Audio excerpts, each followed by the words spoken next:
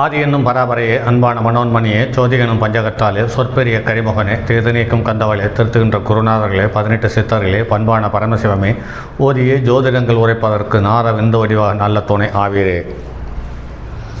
உலகில் உள்ள தமிழ் பேசும் அனைத்து நல் உள்ளங்களுக்கும் மற்றும் ஜோதிட சான்றோர்களுக்கும் மூத்தோர்களுக்கும் ஆர்வலர்களுக்கும் மற்றும் இந்த காணொலியை காணும் உங்களுக்கும் ஆஸ்தோராஜின் இனிய நல்வணக்கங்கள்.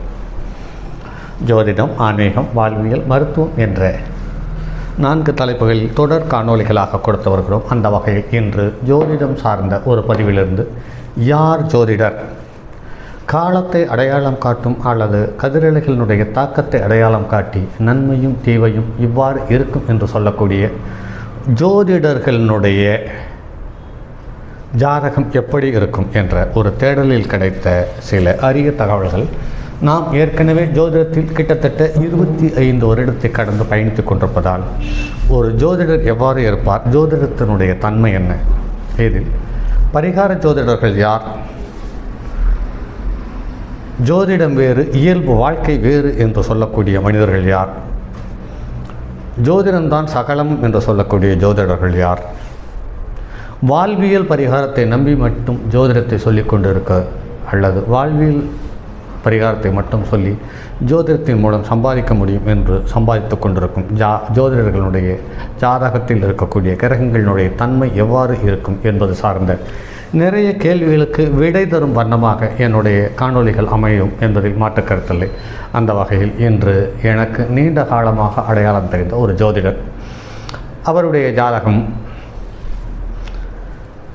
அவரிடமிருந்து கேட்டுப்பெற்ற தகவல்தான். ஆக இந்த ஜோதிடம் இவருக்கு எந்த வகையில் ஜோதிடம் உதவிகரமாக இருந்தது, எந்தெந்த வகையில் ஜோதிடம் இவருக்கு வந்தது, இது எந்த கிரகம் தந்தது என்பது சார்ந்த அனைத்து தகவலையும் பார்ப்போம். பொதுவாக ஜோதிடத்திற்கு என்று பார்க்கும் பொழுது ஜோதிடம் அப்படிங்கிற ஒரு தகவலுக்கு வந்துட்டோம் அப்படின்னு பார்த்தீங்கன்னா, புதன் இங்கு வித்யா காரகன் என்று சொல்லக்கூடிய புதன், அதை மனம் ஆமோதிக்க வேண்டும் என்பதால் சந்திரன், அதற்கு ஞானம் வேண்டும் அல்லவா, அந்த ஞானத்தை கொடுப்பது கேது. இந்த சந்திரன் புதன் கேது மட்டும் இருந்துவிட்டால் போதுமா? இது வாக்குஸ்தானம் மூலமாக வெளிப்பட லக்கணத்துக்கு 2க்குரியவன் வலுவாக இருக்க வேண்டும். அதற்கு அடுத்தது நம்மிடம் வருபவர்கள் நம்மை மதித்து வணங்கி நம்மிடம் பலன் கேட்கும் ஒரு சூழ்நிலை தர வேண்டும் என்பதால் குரு சம்பந்தப்பட்டிருக்க வேண்டும். ஆக குரு, கேது, சந்திரன், புதன் 2க்குரியவன், இந்த 5 தொடர்புகள் இருந்தால் அவர் ஒரு ஆகச்சிறந்த ஜோதிடராக இருக்கிறார். அது மட்டும் இல்லாமல் நெருப்பு ராசியிலேயும் நெருப்பு ராசியிலேயும் காற்று ராசியிலேயும் அதிகமாக இருக்கக்கூடிய கிரகங்கள் ஒரு அற்புதமான ஜோதிடத்தை இந்த நல்லுலகத்துக்கு தந்து கொண்டிருக்கிறது என்பது நடைமுறையில் பார்க்க முடிகிறது. இதில் இதுவரை எண்ணற்ற ஜாதகர்களை நாம் கவனித்திருக்கிறோம். அந்த வகையில் நெருப்பு ராசியும் காற்று ராசியும் லக்கண ராசியாக அமைந்தவர்கள் ஜோதிடத்தில் பரிணமிக்கிறார்கள் என்று தெளிவாக அடையாளம் காண முடிகிறது.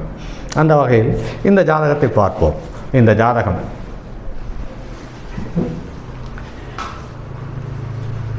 இருபத்தி 7/6/1968 அதிகாலை 3:30 மணிக்கு ஜனனம். லக்கணம் ரிஷப லக்கணம். லக்கணத்துக்கு 2வது இடத்தில் கூட்டு கிரகங்கள், அதாவது சூரியன், சந்திரன், செவ்வாய், புதன், சுக்கிரன், 5 கிரகங்கள் 2ஆம் இடத்தில். லக்கணத்துக்கு 4ஆம் இடத்தில் குரு, லக்கணத்துக்கு 5ஆம் இடத்தில் கேது, லக்கணத்துக்கு 10ஆம் இடத்தில் ராகு, 11ஆம் இடத்தில் சனி நீச்சம். சரி,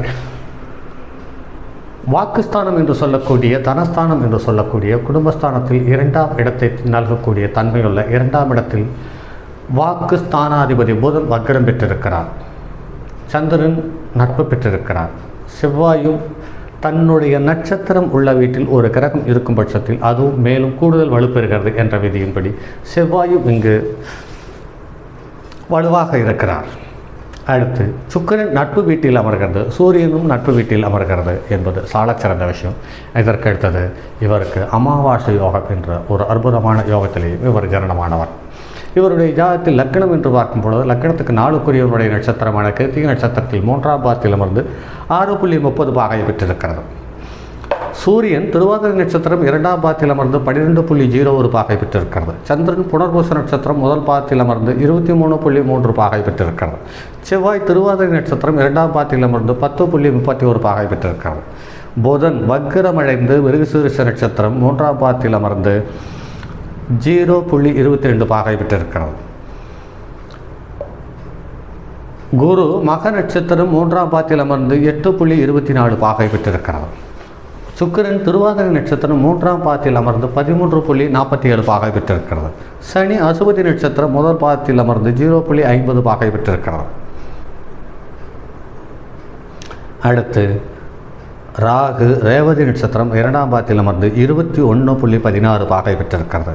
கேது அஸ்த நட்சத்திரம் 4ஆம் பாதத்தில் அமர்ந்து 21.1 பாகை பெற்றிருக்கிறது. இதில் பாருங்கள் நண்பர்களே, அதிகபட்ச பாகையை வாங்கிய கிரகம் என்று பார்க்கும் பொழுது சந்திரன், குறைந்தபட்ச பாகை பெற்றிருப்பது புதன். இந்த அதிகபட்ச பாகையை பெற்ற சந்திரனும் குறைந்தபட்ச பாகையை பெற்ற புதனும் இவரை வாழ்நாள் முழுவதும் வழிநடத்தி செல்லும் என்பது ஜிகேவனுடைய ஸ்டாம்ப் என்ற விதிகளில் இது முதன்மை என்பது நான் அந்த அனுபவத்தில் பார்த்திருக்கிறேன். அந்த வகையில் பார்க்கும் பொழுது 2ஆம் இடம் வலுவாக இருக்கிறது. அதாவது 2ஆம் இடத்துக்குரிய கிரகம் செவ்வாயினுடைய நட்சத்திரத்தில் அமர்ந்து செவ்வாயோடு சேர்ந்து இருக்கிறது. ஆக இவருக்கு ஜோதிடம் என்பது இயல்பாக அமைந்தது என்பது ஒரு பெரிய சமாச்சாரம் அல்ல. அதே சமயத்தில் இவருடைய ஜாதகத்தில் 2ஆம் இடத்தில் கிட்டத்தட்ட பார்த்தீர்களானால் 2ஆம் இடத்துக்கு 11ஆம் இடத்தில் சனி, 2ஆம் இடத்துக்கு 3ஆம் இடத்தில் குரு, இந்த 2ஆம் இடத்துக்கு 6, 8, 12 சனியை தவிர வேறு கிரகங்கள் எதுவும் இல்லை. அது மட்டும் இல்லாமல் சனி லக்னத்துக்கு 9க்குரிய பாதகாதிபதி 12இல் மறைந்திருப்பது என்பது சாலச்சிறந்த ஒரு தகவல். அதே சமயத்தில் லக்னாதிபதி நின்ற வீட்டுக்கு எந்த கிரகமும் பாதகமாக அமைவதில்லை என்பது மேலும் ஒரு சிறப்பான தகவல். இந்த ஜாதகத்தில் சந்திரன் இவருக்கு விவசாயம் சார்ந்த துறை, மண் சார்ந்த துறை, செவ்வாய் மண் சார்ந்த துறை, அதே சமயத்தில் சுக்கிரன் வர்த்தகம் சார்ந்தது, சூரியன் அதிகார தோரணை உள்ளது, அதே சமயத்தில் செவ்வாய் நிலவியல் சம்பந்தப்பட்ட ஒரு கிரகம் கூட. ஆக இவருக்கு ஒன்றுக்கு மேற்பட்ட வகையான ஜோதிடம் இவருக்கு மிக சிறப்பாக உதவி செய்து கொண்டு வந்து கொண்டிருக்கிறது என்பது மட்டுமல்லாமல், இது இல்லாமல் இவர் பூமிக்காரகனான செவ்வாயும் இவருக்கு மண் சார்ந்த விஷயத்திலேயும் சிறப்பாக இருக்கிறது.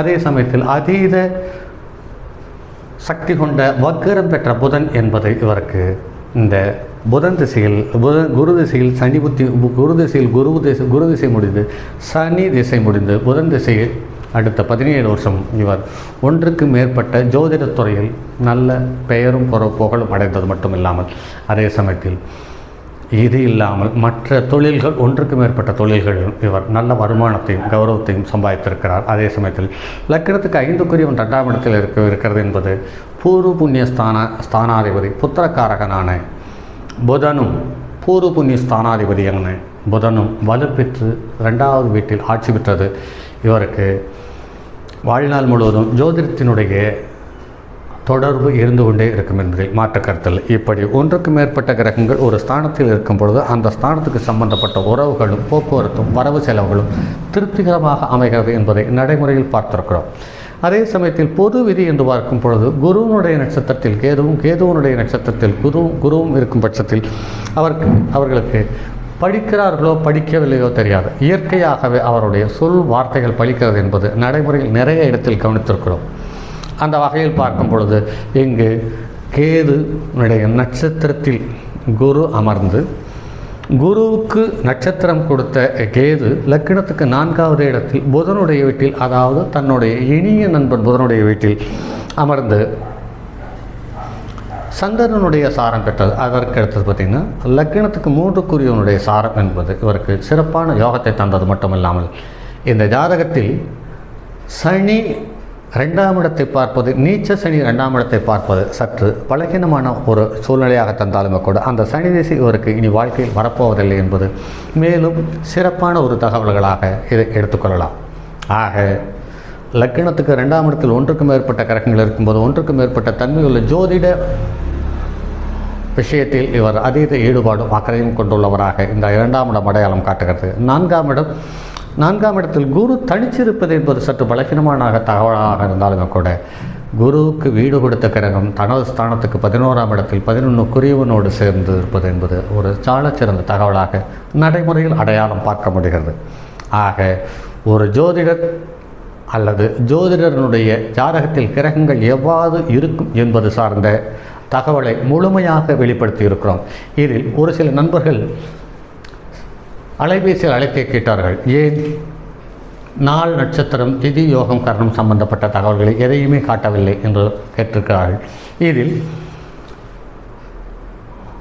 திதி யோகம் சம்பந்தப்பட்ட தகவலை இங்கு உள்ளே கொண்டு வந்தால் பதிவு நீண்டுவிடும். இந்த 10 நிமிடம் 12 நிமிடத்தை பார்ப்பதற்கு நம் மக்களுக்கு நேரமில்லை. அதே சமயத்தில் அதை தெரிந்து கொள்ள வேண்டும் என்று அக்கறைப்படக்கூடிய நண்பர்கள் யாராவது இருப்பின் அவர்கள் முழுமையாக இந்த 27/6/1968 3:30 அதிகாலை பிறப்ப போட்டிங்கன்னா அப்படின்னு போட்டு உங்களுடைய கம்ப்யூட்டர்லேயோ அல்லது செல்ஃபோனிலேயோ அல்லது லேப்டாப்லேயோ உங்களுடைய சாஃப்ட்வேரில் அடித்து பார்த்தால் உங்களுக்கு 4 நட்சத்திரம், திதி, யோகம், கரணம் அனைத்தும் வந்துவிடும்.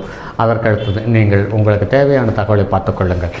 இந்த காணொலிகள் சம்பந்தப்பட்ட தகவல்கள் உங்களுக்கு ஏதாவது தேவைப்படின் கருத்து பெட்டியில் கருத்துக்களாக தெரியப்படுத்துங்கள். அதே சமயத்தில் என்னுடைய அலைபேசி எண் 9788972999 மற்றும் ஒரு எண் 9791399649. இதற்கு தொடர்பு கொள்ளுங்கள். உங்களுக்கு உங்களுடைய சந்தேகங்களை என்னால் தெளிவுபடுத்த முடியும் பட்சத்தில் கண்டிப்பாக உடனே அந்த தகவலை உங்களுக்கு தருவேன். சரி நண்பர்களே, மற்றும் அடுத்தது ஒரு பதிவில் சந்திப்போம். அதுவரை உங்களிடமிருந்து விடைபெறுவது உங்கள் அன்பு நண்பன் எம் ராஜரத்தினம். தங்கமான் மழுவோடேந்தி தன்மதி தலையில் கொண்டோர் மங்கையர் பறிக்கச் சொன்ன மாமொழி ஜோதிடத்தை இங்கு யாம் உரைப்பதற்கோர் இமை என்னும் பிழை வராமல் காக்க செங்கன் மால்மருகன் யானைச்சரன் பதம் காப்பதாமே.